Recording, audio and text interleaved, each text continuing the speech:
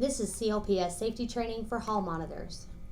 Our requirements for faculty and staff are that they receive ministry safe training every 2 years, CPR and first aid training every 2 years, but school safety annually, either in an in-person meeting or through an online module like this one. Our priority is our students. What we need from hall monitors is that they will act like the adult, engage all unsafe actions, address any unidentified persons, and help manage our hallways. For general safety, we want everyone to enter through the front doors only. Coaches, teachers, students, parents, everybody through the front door. All adults without a school-issued badge must proceed to the front office for approval. The front office manager will then check their ID, sign them in, and give them a visitor's badge to wear while they are on campus. What that means is now, after the school IDs have been issued at the beginning of a school year, if you see any adult at any time other than drop-off in the beginning of the day who is walking through our campus, who is not in the lobby without an ID badge, you must escort them to the office to get one. Usually there are 2 hall monitors upstairs, so you can send one person with that adult, move them away from students downstairs to get their badge. We've asked all of our teachers to either take them to the front office if they're already downstairs, or they're going to bring that unidentified adult to you away from students to take them downstairs to get a badge. Do not let people wander, even church staff, or if you see me wandering around, you need to tell me to go downstairs and to get my ID badge. Bathroom protocol, this seems to be your main kind of focus during the day, is keeping those elementary students safe in the bathroom. We only allow 1 elementary student in the bathroom at a time. The students will exit their classroom and close the door behind them. They need to come and place their bathroom pass on the table, and they wait for you to allow them to enter the bathroom. We have them put their pass on the table so that they're not having to handle those inside the bathrooms between using the restroom and washing their hands. You're going to want to encourage those younger students especially, but a lot of the older ones need reminding too, to wash their hands, to make sure that their pants are on correctly before they go back to class. And then they'll pick up their pass and go back to class.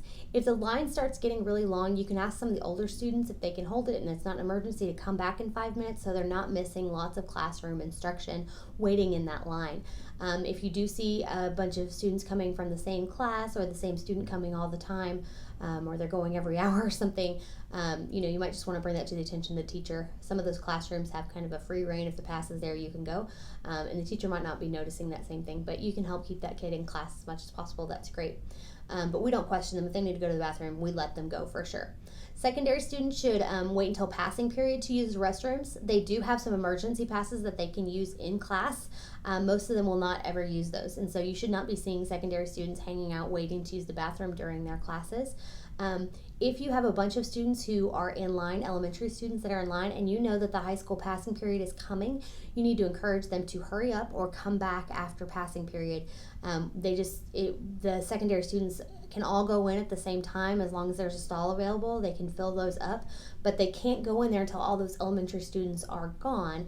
And because we don't allow them to go during class, they only have that 5 minutes to use the restroom. So please make sure all the elementary students are cleared away from the bathroom before the high school or the secondary passing period. That's 7th through 12th grade. For general safety, some more general safety, we have asked that our classroom doors remain locked at all times. Our teachers will be wearing an ID badge with a lanyard and a classroom key on that so they can get in and out of their classroom. But we will also be issuing you IDs with lanyards and a classroom key. We want hall monitors every 20 minutes or so, you can set a timer, to get up and take a walk around the hall checking those classroom doors. If they're ajar because a student came in and the teacher was teaching and they didn't quite pull it closed, we want you to feel free to close those and lock those with the key on your lanyard. And then you can check for general safety. Are the backpacks up against the wall? Is everything kind of cleared in case we were to have an evacuation? Are there students hanging out in the hall waiting to go to class? What is going on? So that kind of being able to take a sweep every 20 minutes or so of the upstairs is going to increase our safety by a lot. If you find a lost badge, return it to the front office or find that teacher with their picture on and give it back to them. As far as closer to the classrooms, we want you to help maintain an orderly hallway. We want you to help with passing periods when you can through 7th through 12th grade. We don't want you to leave an elementary student at the bathroom, but they should be gone by that time. If you cleared the bathroom at passing period, we want you to come over to the railing near the high school classrooms and help them manage those spaces in that passing period. There needs to be a clear exit strategy for each of those students to exit a room and for people to wait to go into the next one. I'll show you the diagram of that in just a moment. Help elementary students hold on to the handrails on their stairs, and do not allow students to move rolling cabinets or other furniture. Adults should be moving those at all times. So if you see that happening, please stop it. Other school spaces our students need to be in a classroom, in a study hall, or off campus. They may sit in their own cars in the parking lot, but this is unmonitored. Once they've left our front doors, we really have no way of knowing what they're doing outside and the rest of the campus. So if you see students, all that's to say is that if you see students hanging around in hallways, upstairs or downstairs, they need to go to study hall or leave campus. They cannot just be hanging around. And you, have, as a hall monitor, have the ability to escort them to the front office to find out where they're supposed to be. Students must be in the auditorium during lunch. They cannot be anywhere else in the school, classrooms, outside, or other general spaces. The only exception is that if a teacher is doing a supervised meeting like National Honor Society or house meetings, there has to be a faculty member in there with them at all times, and we have encouraged them not to tutor during lunch or anything like that. We want them all to have a break. So everybody needs to go downstairs is what that means.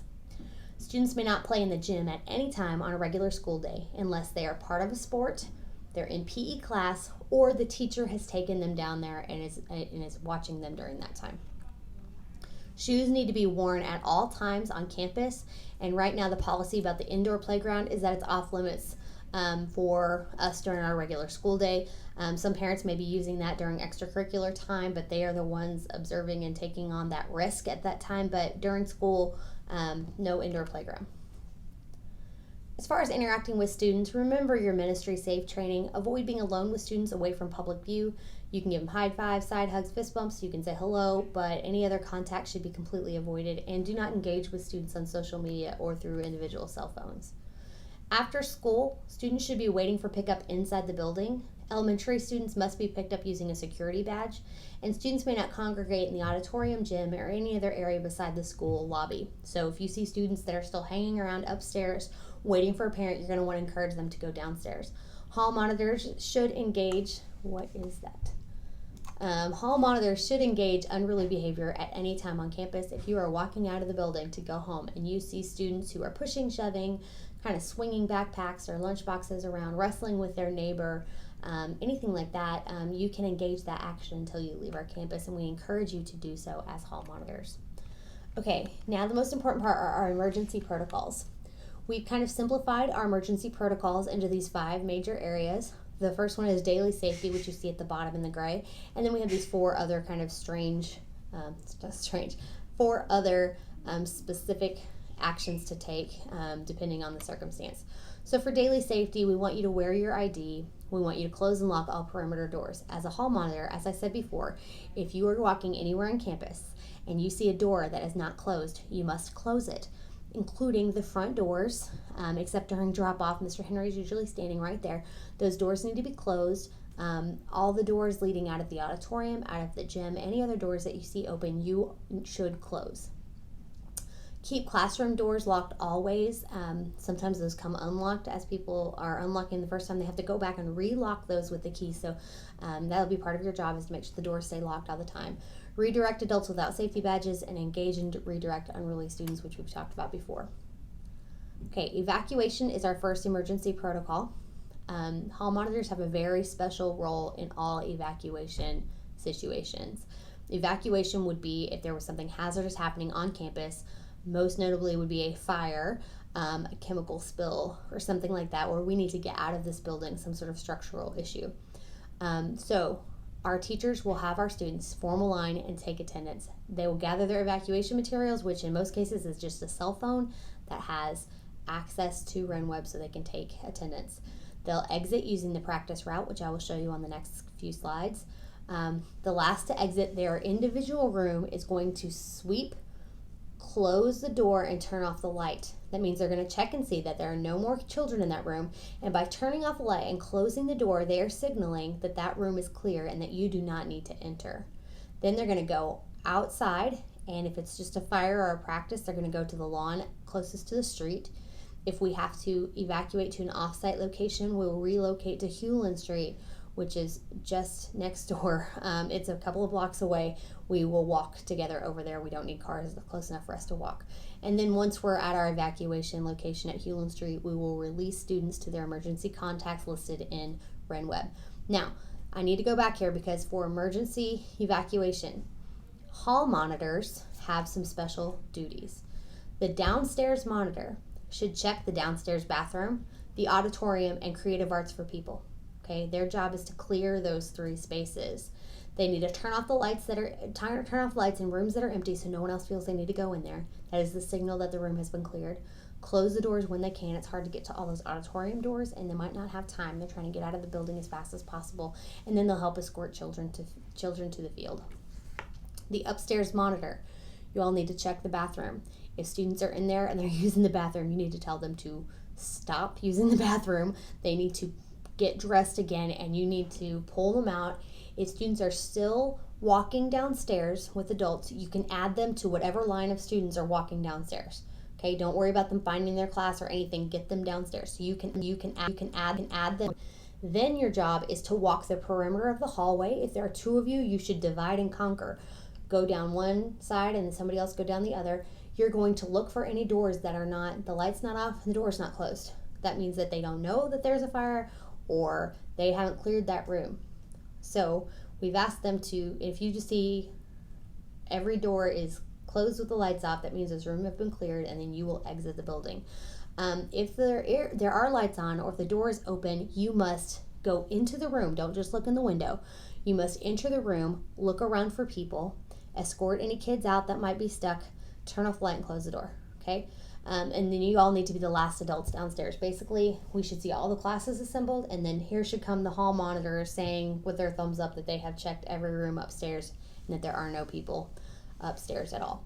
So we often have teachers that are in the high school classrooms on Tuesday, Thursday working. Those all have to be checked. Even if you assume that there are no classes going on, there could be adults in any of those rooms. So here's the evacuation route.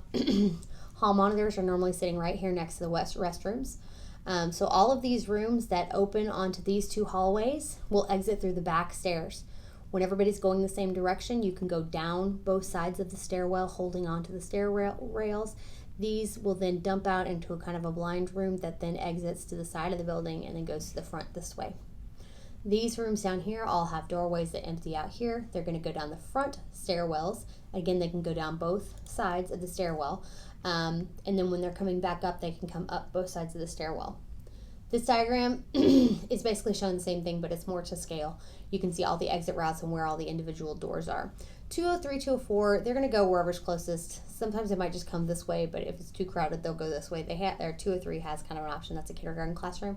They might need most help, but remember, if there's 2 monitors here, you can have one that is checking bathrooms and putting kids in line, and then somebody needs to start the sweep, and you're going to go all the way around. If you guys do divide and conquer, you turn off all these doors, you can meet at the back stairwell and then go down. It's probably the safest way for you. If we need to shelter, this is in case of a major thunderstorm or a tornado. We will move students to a designated safety area. I'll show you those in just a moment. We'll organize them by classroom so we can keep tabs on smaller groups of students. We'll take attendance. We'll assume the shelter position, which is just sitting on the floor, crisscross applesauce, covering our neck and head. And then we'll seal any open windows and doors, but luckily none of these places that I will show you in our building have any windows, so we won't have any problems with that. So all of our emergency safety shelter areas are on the bottom floor, so everyone needs to evacuate upstairs and come downstairs. The main area, especially for elementary students, they're going to fill the cafe. Okay, so we're going to fill up the cafe. If there's furniture in here, it'll all be moved to the side as just fast as we can. We might even be throwing things over into the kitchen to save room or pushing tables into the student game room. But this room will be full of students, okay, all against the wall first and then in concentric circles towards the middle. When this room fills, we want to fill the offices. Okay, so this is the front office here with the front office manager. You can put students in each of these. You can fit half of a class or more in each of these offices, and they need to sit on the floor. So again, if you need to move furniture out of the way to make that happen, that is fine. Once that is full, the 2 downstairs bathrooms, this is the girls' bathroom and the boys' bathroom, those can also be filled. There is this room over here next to the auditorium. between the auditorium and the gym. It's got some tables and chairs in there. You can fit 1 or 2 classes in there. And if we have a key to the children's game room that used to be the cave, it's kind of that room off to the side of the gym, outside the downstairs stairwell. If you come down the back stairwell, there's that doorway over there. We can put students here, but there is an outside exit on here. So I'm not sure why this is safe, but it is a reinforced room, which is great.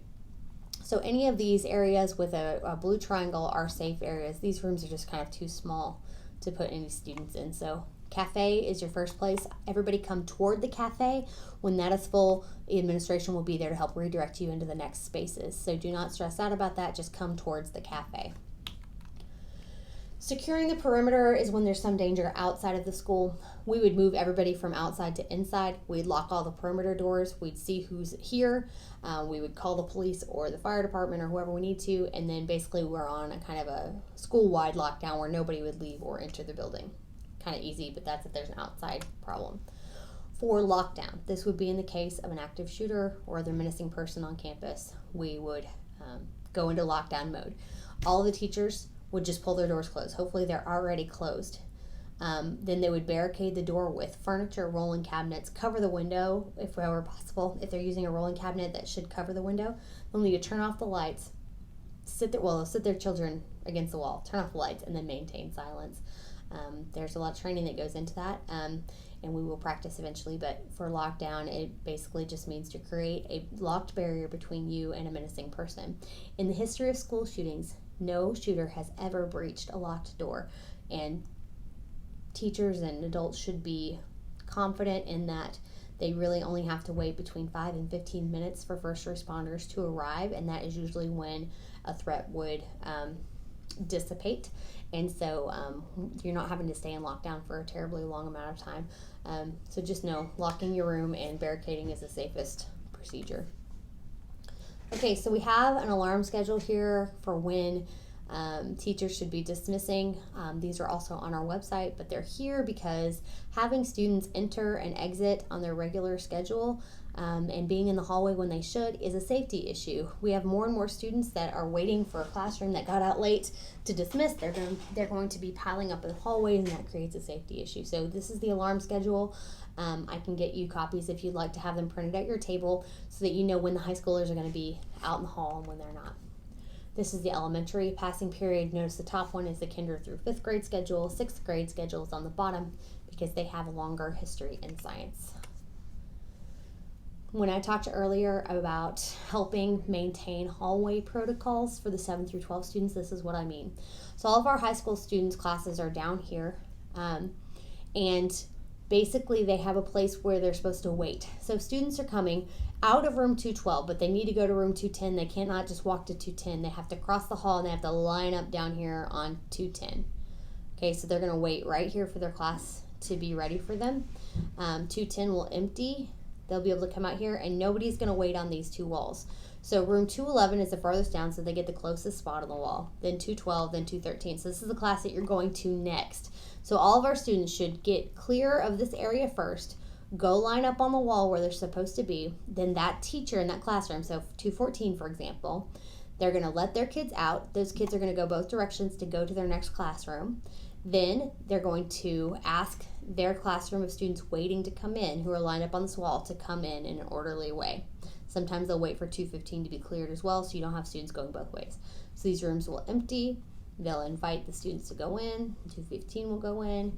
These rooms will empty. 211 will go in. Then 212 will go in. Then 213 will go in. 210 will come right over here. That way we're not crossing as many paths.